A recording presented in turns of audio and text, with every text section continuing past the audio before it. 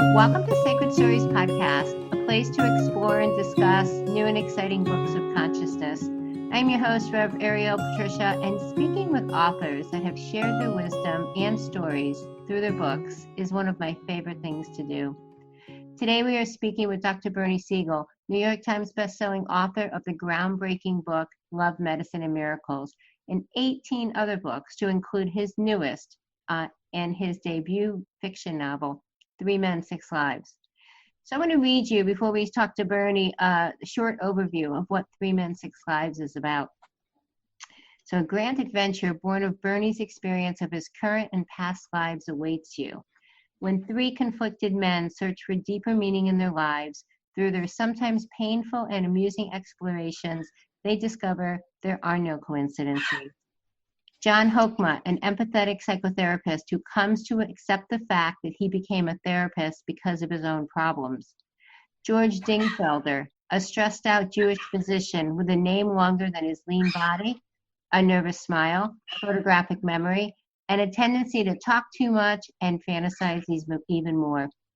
And Carmine Birsamatto, an Italian crime boss who doesn't deny he's a racketeer, but makes it clear he's not a thug. With charming manners and a soft spot for his grandchildren, he feels a deep conflict over the nature of his business. Life begins to make sense when Jon attends a past life workshop held by the famed Dr. Brian Weiss and relives his past life trauma as a troubled teenage boy. What he remembers steers the direction of his life and the lives of George and Carmine.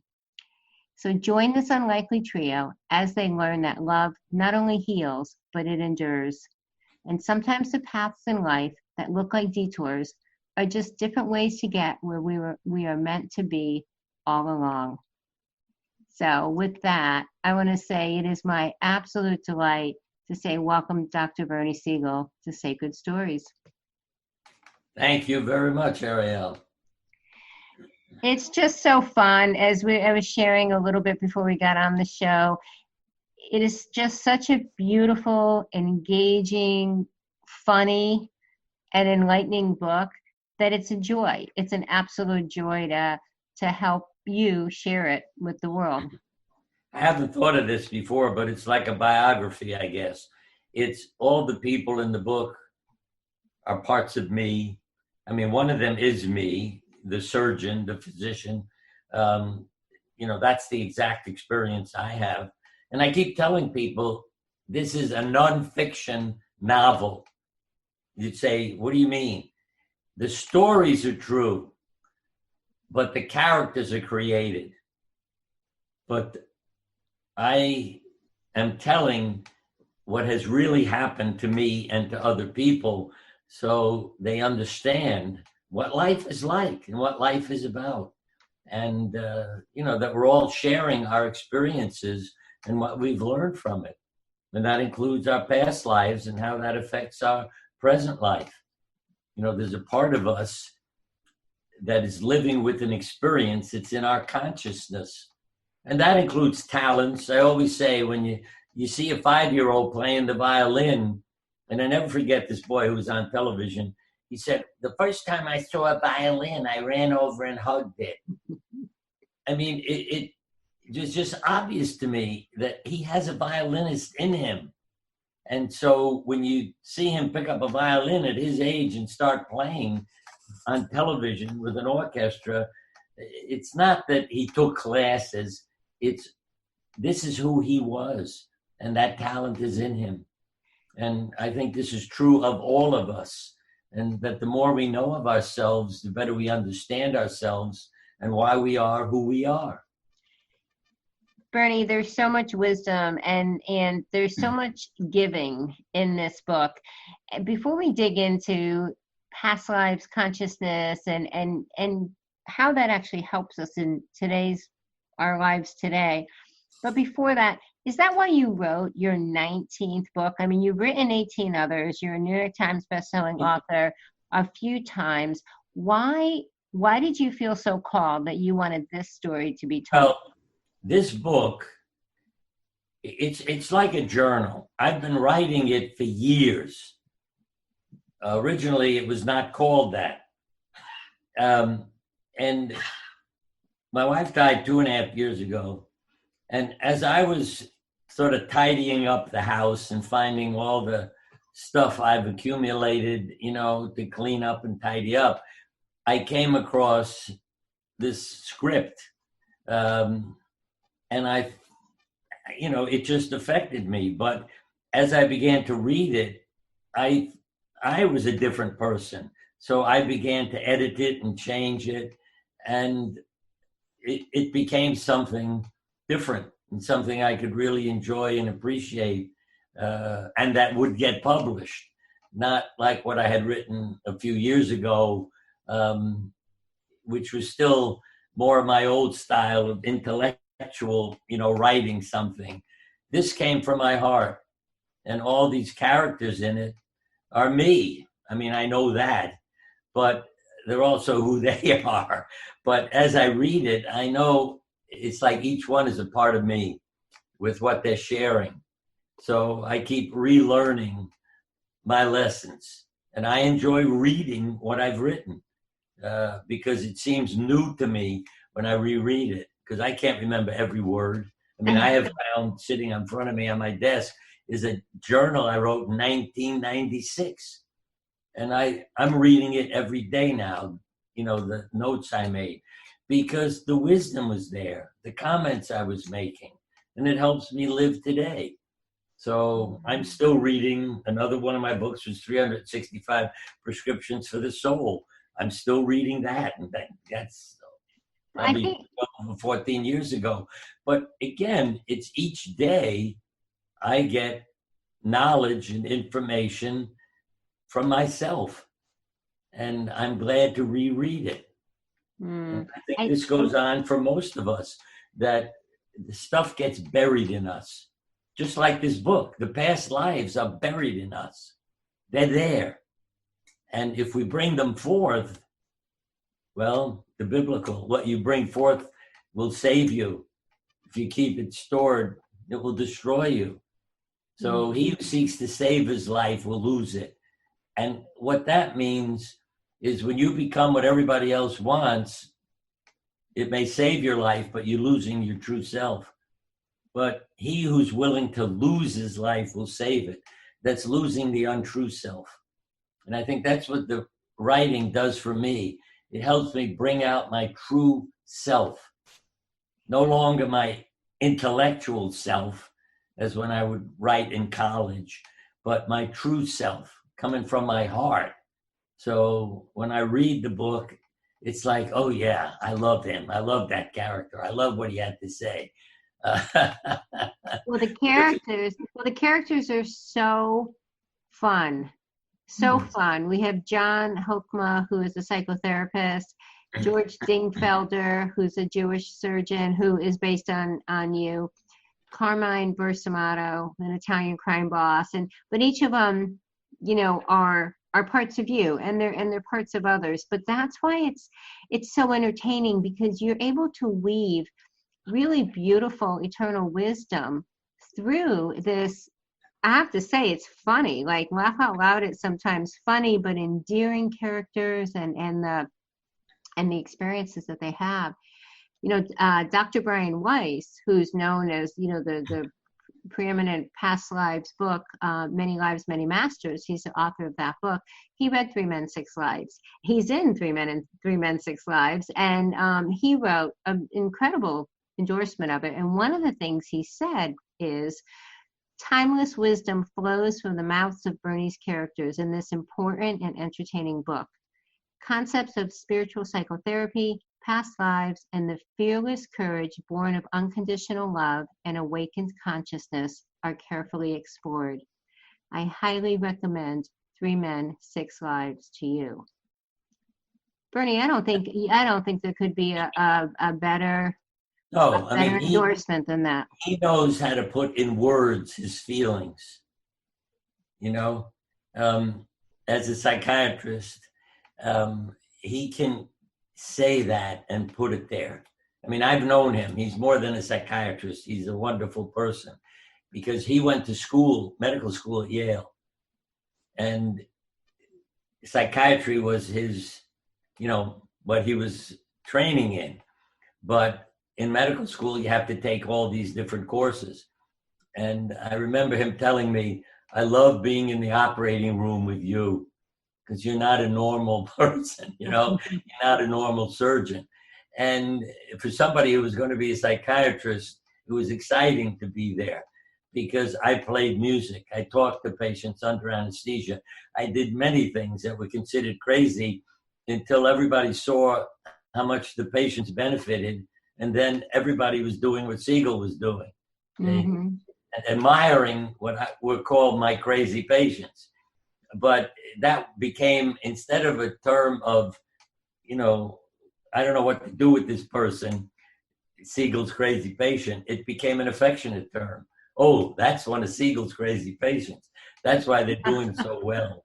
And Brian, as I said, loved being in the operating room with me because it was a wonderful place for a psychiatrist to be and to watch what was going on and how it affected people. So you've I've always known him for years. Yeah, well, you've always led. I mean, your book, Love, Medicine, and Miracles, was about the enduring power of love to heal, Yeah. and this weaves that power, but also the consciousness that love not only heals in this life, but it endures. Right. And I'd Transcends say lifetimes. that Brian went through the same thing I went through when he first got into past lives and wrote his book, Many Lives, Many Masters.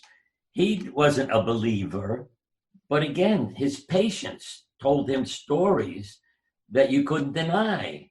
You knew they were true. I think two of them met in the waiting room, when coming to see him as a psychiatrist, and started talking to each other and got into their own past lives. And so many times, especially with physicians, whether it's past lives, near-death experience, what is called radical remission, which should really be self-induced healing, they have terms that turn them off from the psychological stuff. They're into the diagnosis. And what Brian noted, I've noted, I cared for people. So I knew their stories and I knew that something was happening in them. And even though, what was I called? The controversial Dr. Siegel. Every time I'd get an interview, that was like the headline. There's an interview with the controversial Dr. Siegel, because the physicians weren't being told in their training what I was experiencing. And he's crazy. But I'm not crazy Bernie, anymore. Yeah. Bernie, you went from controversial to groundbreaking, Right.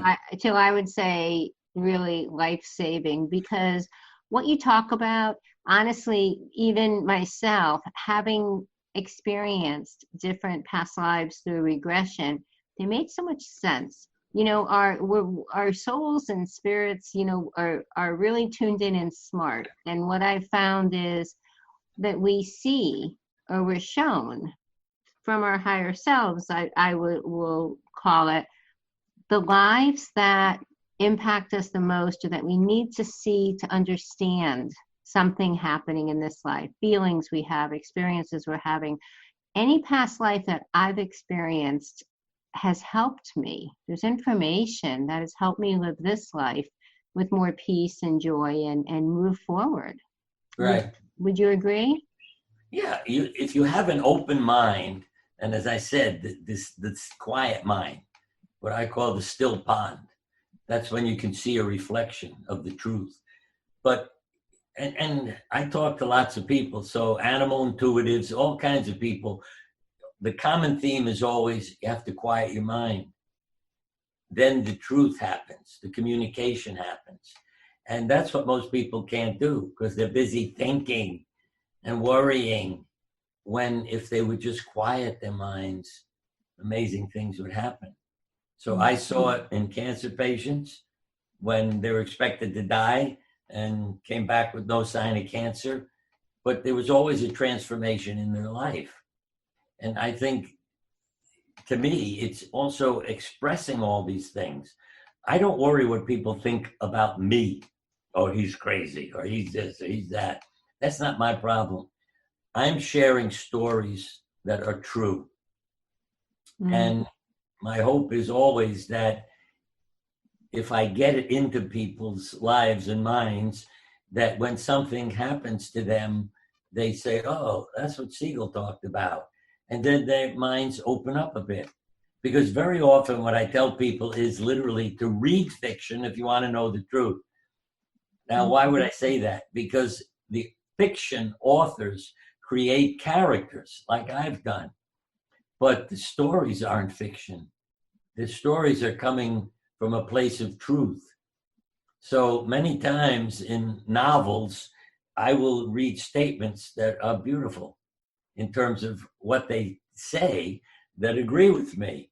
And I know they are the truth. The characters are speaking them. And it could be a book like Cancer Ward, where there are patients and talking about self-induced healing.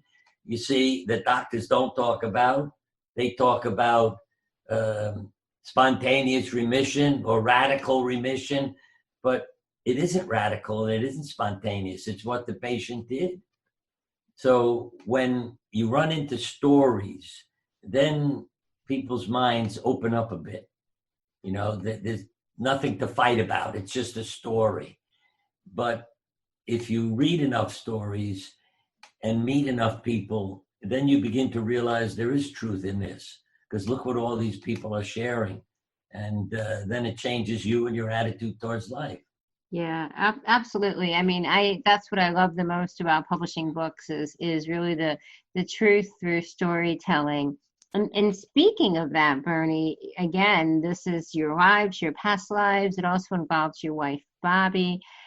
Just, not to give away the whole story, but tell a little bit of the story of George Dingfelder and his relationship with his wife and how that is a reflection of the past lives with you and your wife, Bobby. Well, I can't remember all the details they put in there, but I mean, one example was as a surgeon, I felt it was very painful. I was burying all kinds of feelings inside of me. And even when I painted a portrait of myself, I painted myself with a cap, a mask, and a gown on. If I held that picture up here now, you wouldn't know it's me. And Elizabeth Kubler-Ross was the one who helped me to, stop covering up everything. And my wife did too, because she found my journal and said there's nothing funny in it. And I said, my life isn't funny. And then she told me stories I told her and the kids that had them laughing about crazy things that happened at the hospital. But I never wrote about them in my journal. And that really woke me up. All I'm putting down is what went wrong, tragedies, everything else. So my wife has always been a therapist to me. And this I always share with women, because when I get angry and upset about life, she would say, honey, you're so handsome when you're angry. And what would I do? I'd burst out laughing and the anger was gone. So I have to say, my wife was always a therapist. One story that's, I forgot which book I put it in, because she made lunch for me every day. It's in a pail that says love all over it, a red, lunchbox with the word love all over it. And one day, I mean, it was just filled with emergencies. It was just draining me. And I finally, in the late afternoon, got a chance to pop open my lunch pail because I was starving. And in it was her usual note. But instead of the X's and O's, the hugs and kisses and the love, it said, hold on. And I thought, what an amazing woman. She knew what I was going to go through today. So she sent me this note to hold on. And believe me, because of that note, I pulled myself together and got through. So I get home that night. I say, honey, I really have to thank you. She said, for what? Your note. What about my note? Hold on. I had this horrible day. Everything was going wrong, all kinds of emergencies. And once I read that, I held on. She said, honey, It was a big sandwich with a lot of vegetables. I just wanted you to hold on. And so that's my message to everybody. Hold on. Well, you do Yeah.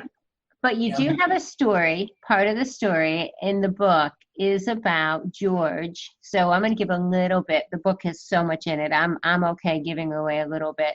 In the book, George is at his wit's end, and he's quite the character in the book. And he thinks that he would like to possibly have his wife eliminated, and he's not looking to divorce her, right?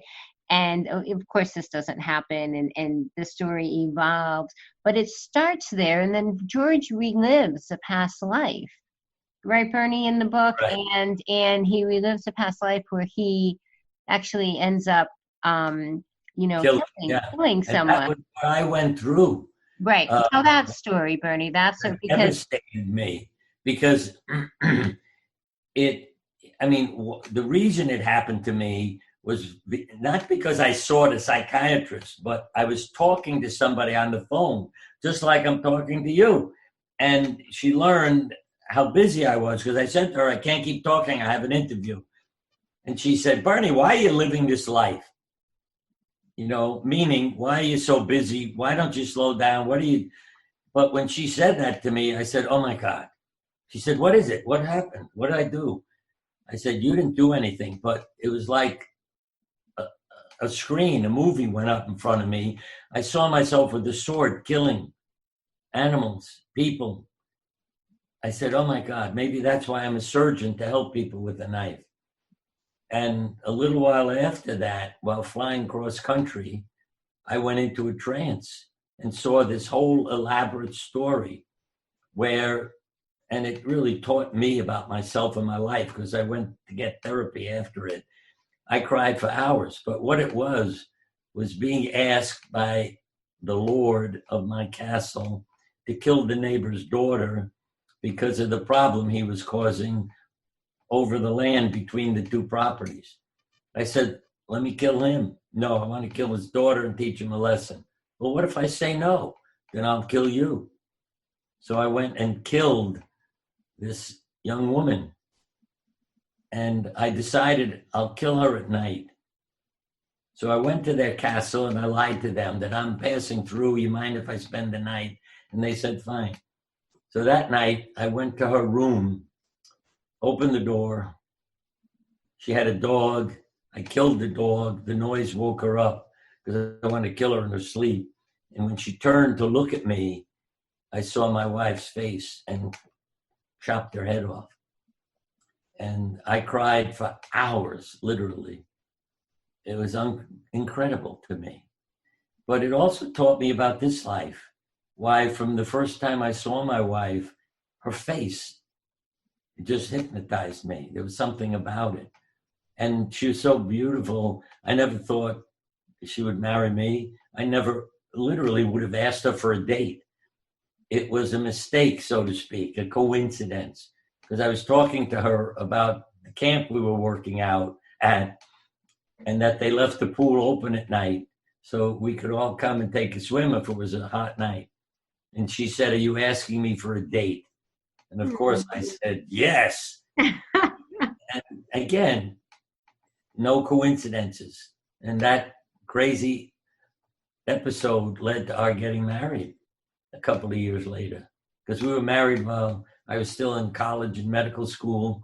And, we spent our life. It's like, as we grew up together. She became a school teacher, which is what I needed. Because she knew how to take care of me. She taught kindergarten. And, so she knew how to take care of her crazy husband. Like. Are you comparing yourself to a kindergartner, Bernie? Yeah. You're doing. Yeah. And it was the way she dealt with me, if you know what I mean. Yeah, that she knew how to deal with me and not criticizing me, but loving me and guiding me and teaching me. And as you do for others. I just have to interject and say, as you do for others. Listeners, yeah, I learned how to do that too, and not just to be thinking, but again, pay attention to the heart and the feelings. Yeah. Listeners, we're speaking with Dr. Bernie Siegel, author of his new book, 3 Men, 6 Lives, which is his debut fiction novel, his 19th book, his debut fiction novel. But as we say, it's really a nonfiction story because it is Bernie and his lives and his past lives and his wife's lives and others, that are close to him. So he has created these 3 incredibly entertaining characters. Jon Hokmak, a psychotherapist who needs therapy himself. George Dingfelder, a Jewish surgeon who is, he's quite the character, and he talks a lot and he fantasizes more. And Carmine Birsamatto, an Italian crime boss with really a heart of gold. And it's their experiences and their remembrances of their past lives that steer the direction and the healing in this life. And I may say all those names are the names of real people. I don't know, if they're still alive, where they are or anything, but they were all people I knew. And Bernie, one of the quotes that we have on the book that you wanted to include is, "The future is unconsciously created long in advance." That's a Carl Jung quote. Explain to our audience what that means and why that was important to you to have that on the book. Well, let me say the last part of it.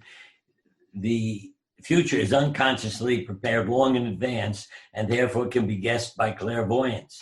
So when you go to a fortune teller, what they're reading is you.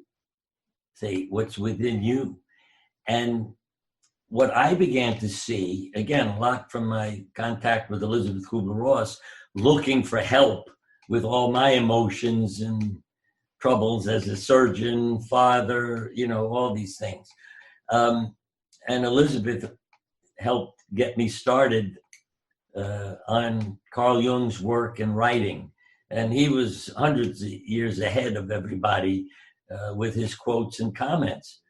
And one of the things was the use of drawings. Well, or like a dream that can tell you the future, literally. And I began, because of what Elizabeth Kubler-Ross told me about my life from an outdoor scene I drew, things like, why is 11 important? Why do you ask? You drew 11 trees. What are you covering up? Why do you ask? You used a white crayon on white paper.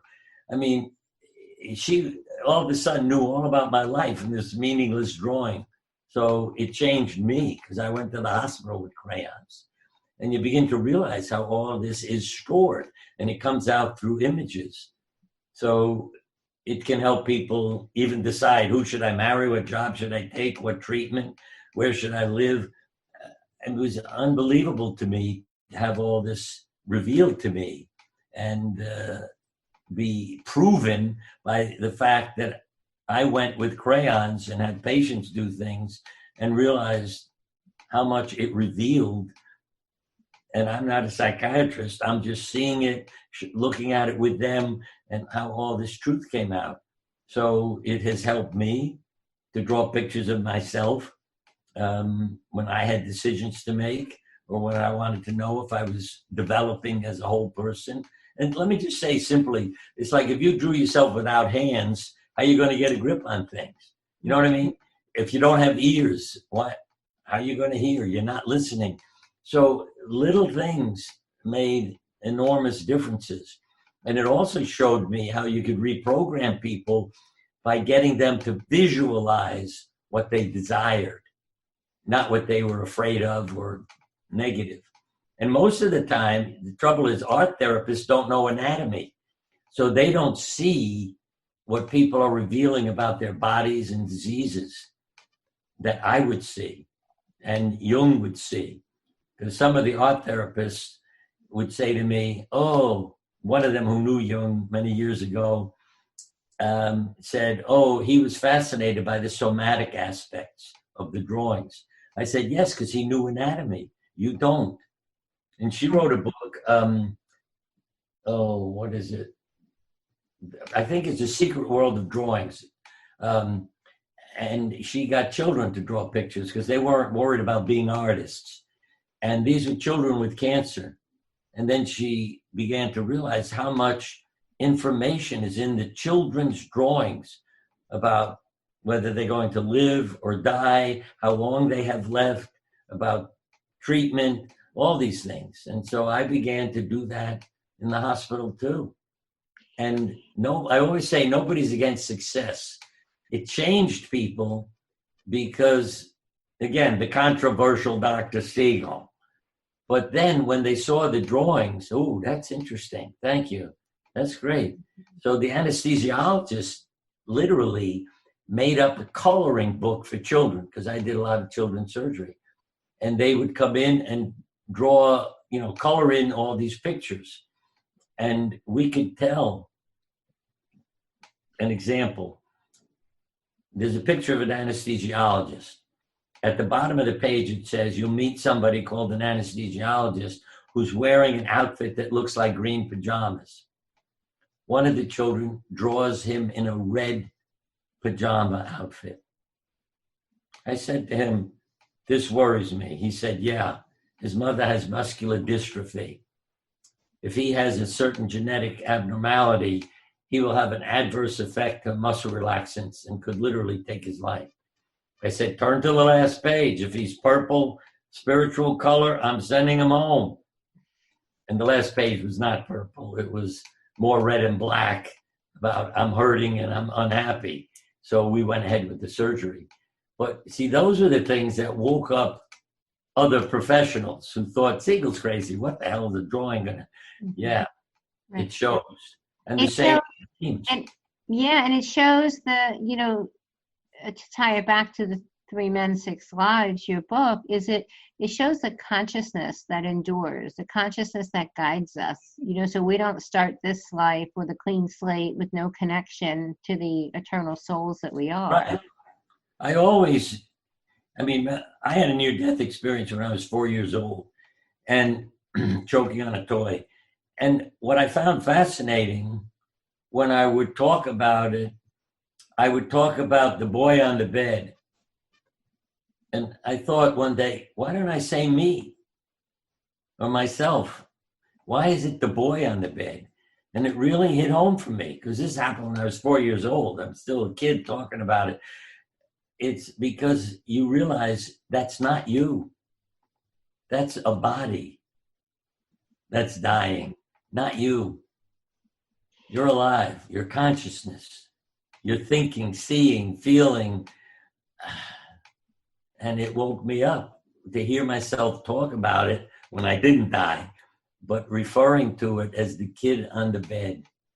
And we have to realize the body, it's like a tool, an instrument given to us to work with. So our consciousness can accomplish something, versus not having the ability to do anything.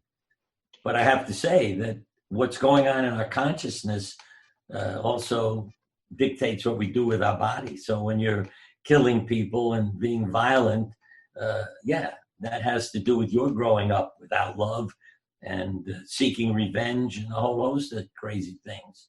And that when you can bring love into people's lives, you can reparent them and create a new person.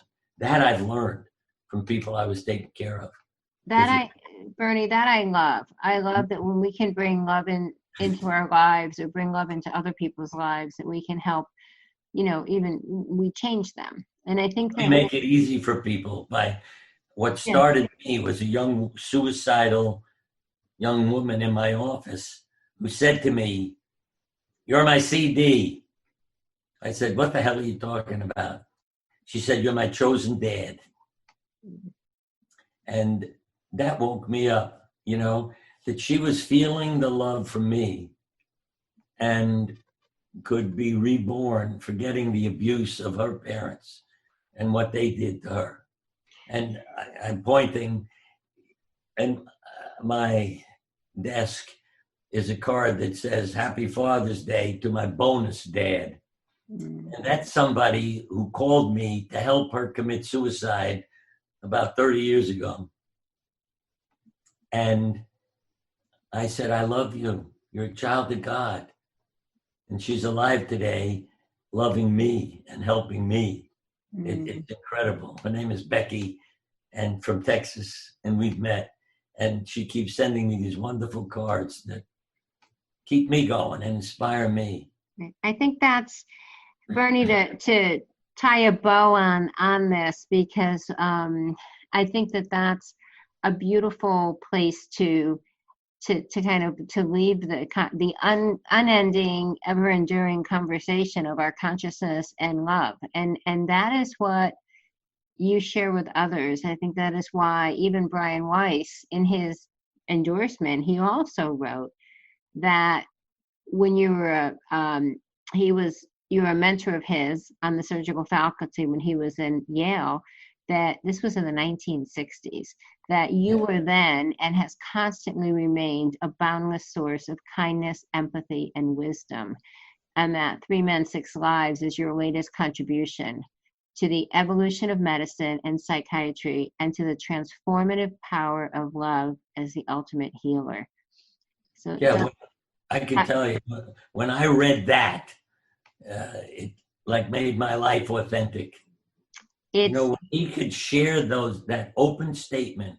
So if people are calling me crazy, they would now be calling him crazy. Controversial, but he spoke from his heart about what he experienced and what he saw. See, experience. When you experience it, you can't deny it. So when he experienced those things with me, he shared his feelings and his statement. And that I felt was like winning a medal, if you know what I mean, or winning Olympics. It was such a gift to read that statement by him. Well, and that's because, and the reason he wrote it is because you are a gift to so many others. And Dr. Bernie Siegel, and listeners, if you want to read an excerpt of 3 Men, 6 Lives, you can find it on our website, Sacred Stories Publishing. 3 Men, 6 Lives is available worldwide through Amazon, Barnes & Noble, booksellers worldwide, and you can also order a copy direct from Sacred Stories Publishing. And I have to say, Bernie, that this book really is I agree with Brian, that it is a contribution, to the transformative power of love as the ultimate healer, which I believe is your legacy. And I just want to say thank you. Thank you for writing it. Thank you for having Sacred Stories Publishing publish it. And thank you for being my guest today on the Sacred Stories podcast. Love is the answer. I don't care what the problem is. And I literally tell people to be a love warrior, that when somebody's driving you crazy, say to them, I love you.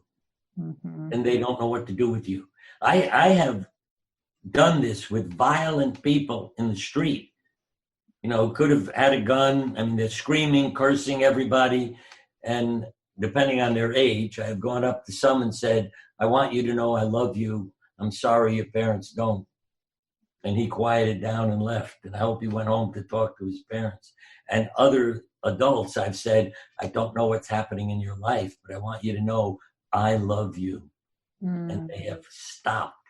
And I'm talking about being out on the street, the sidewalk. And everybody in the street with me would come over and say, thank you.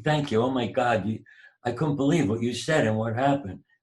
Yeah, well, it is your legacy, and we'll need to leave it there, but it is your legacy. And I will say that listeners, you pick up the book 3 Men, 6 Lives by Dr. Bernie Siegel, and not only, again, is it enlightening and entertaining, and you will laugh out loud at some parts, but it really truly is. He weaves the wisdom of the transformational power and the enduring power of love, and you will be, I believe, better for and know the gifts you receive. Yeah.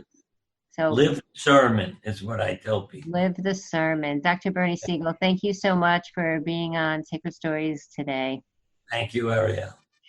And listeners, thanks so much for listening to Sacred Stories podcast. Again, we've been talking with Dr. Bernie Siegel about his new book, 3 Men, 6 Lives, a debut fiction novel on past lives and the enduring power of love and consciousness to transcend lives. But as we've been saying, it's really a nonfiction novel, just told with some really great characters. So we encourage you to get a copy of that.